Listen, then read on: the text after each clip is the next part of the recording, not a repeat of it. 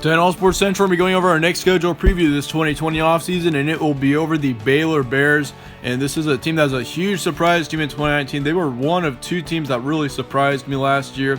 And yeah, Baylor certainly, they had a great season. I thought last offseason that they could potentially have a really good 2019 season. I was just thinking maybe 8 to 9 wins, but not to the level where they were at.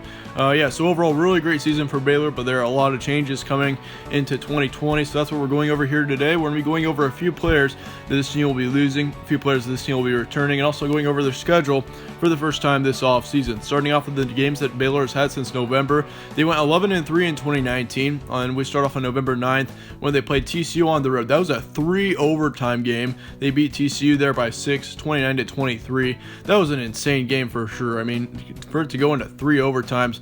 But they also lost to Oklahoma the following week, 31-34, and that would have been a huge win if they could have won that one there.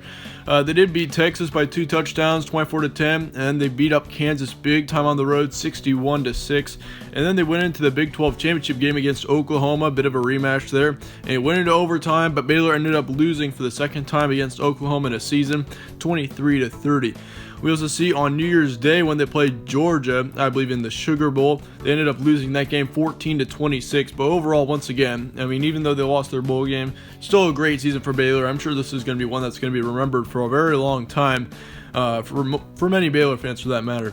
Between September and October, this team was 8-0, completely undefeated, and then their first loss came on November 16th. Yeah, they ended up finishing off 3-3 to finish off the season. So yeah, their last 3 wins came in the last parts of the season, with 2 of them being to Oklahoma, for that matter as well. Moving on to your returning production for Baylor, Dave Aranda is your new head coach. So that's going to be something very interesting heading into 2020, just to see how he does. But they do return their starting quarterback, Charlie Brewer. That is a huge return. He had over 3,000 yards of passing his last season, as well as 21 touchdowns and 7 interceptions. Yeah, he had a really great season, and I expect him to improve a ton heading into 2020. He also had nearly 400 rushing yards with 11 touchdowns. So, yeah, he overall had over 30 touchdowns last season. They lose their top running back, JaMycal Hasty, which that's going to be a tough loss. He had over 800 yards of rushing as well as 7 touchdowns. But they do return their second running back, and John Levet. So that's going to be a good return. He had over 700 yards last season of offense with 5 touchdowns. They do lose their top wide receiver, Denzel Mims, which that is going to be a huge loss for Charlie Brewer and this entire team in general. He had over 1,000 yards of offense as well as 12 touchdowns. But they do return their second wide receiver, Tyquan Thornton, which he had over 700 yards of offense and 5 touchdowns. So yeah, that's going to be a good return. He'll probably be your top wide receiver next season, I would assume. But they do return their third wide receiver, R.J. Sneed, which he had a decent amount of yardage. He had over 400 yards with 3 touchdowns. But they do lose Chris Platt, which is their fourth receiver, which he had over 350 yards as well. So yeah, they had 4 receivers that had a lot of action last season. Along with that, they also lose 1 offensive lineman, 2 defensive linemen, and 2 linebackers, along with 3 in the secondary. So this defense is taking major hits. You've got 7 losses on this defense, and that's a really high number. So this defense is going to they're going to take some hits heading into 2020, no doubt on that, but this offense definitely has potential to improve. They will be a bit younger next season. Well, Charlie Brewer is a bit of an exception to that, but yeah, returning your second running back in John Levet, I think they'll be just fine with him. I mean, he put up a decent amount of yards last season, and he was almost at the same level that JaMycal Hasty was at. But at the wide receiver position, I mean, once again, Denzel Mims is going to be a tough loss. But returning your second and third wide receivers, I think, will be just fine for Charlie Brewer in this situation. But yeah, once again, the defense will take major hits, and it's really tough to say whether or not this Baylor team can improve in 2020. They also lose their head coach. I mean, if you remember, Matt Rule is going into the NFL. So yeah, he's not with Baylor anymore. And so yeah, the coaching situation should be interesting to see how that goes as well.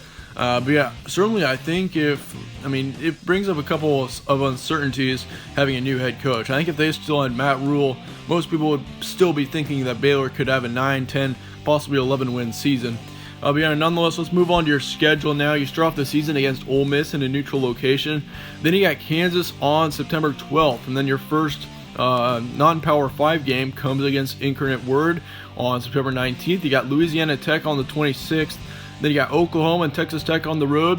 to start off your October. You got TCU and Texas to finish it off. You got Oklahoma State to kick off November. Then you got Iowa State and West Virginia on the road in back-to-back weeks before finishing off your season against Kansas State at home. So yeah, this schedule, it looks pretty tough actually. You got, of course, Incarnate Word is definitely going to be a guaranteed win here.